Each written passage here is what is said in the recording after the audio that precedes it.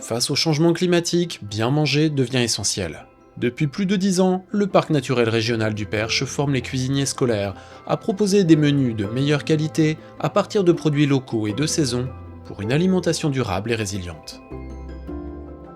Alors le parc, il agit très concrètement en accompagnant tous les acteurs de la chaîne alimentaire. Il accompagne des agriculteurs pour avoir des pratiques plus respectueuses de l'environnement.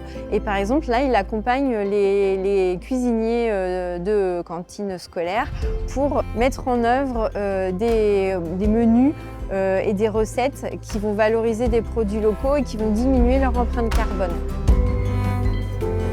Donc on va distinguer la cuisine gastronomique, qui est une cuisine d'exception, plutôt pour des artistes. Et cette cuisine, donc des cuisines collectives, cuisine nourricière, qui ne répond pas du tout aux mêmes enjeux. On va avoir globalement besoin de techniques plutôt simples, efficaces, rapides. On va essayer de réduire les pertes.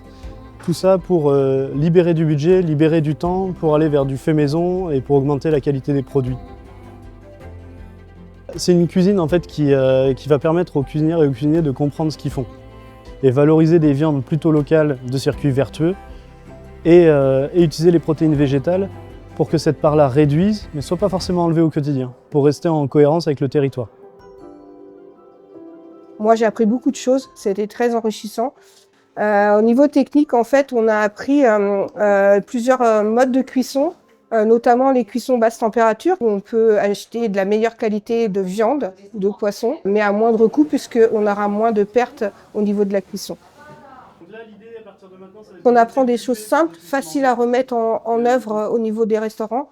Et derrière, ça vraiment, c'est un travail qui porte ses fruits.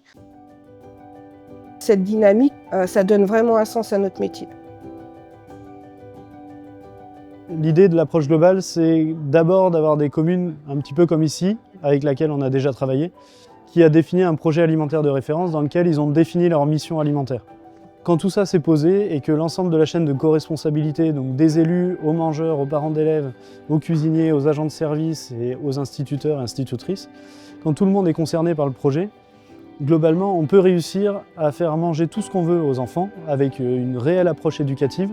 Et on a des cuisiniers et des cuisinières qui sont fiers de leur métier et qui bombent un peu le torse.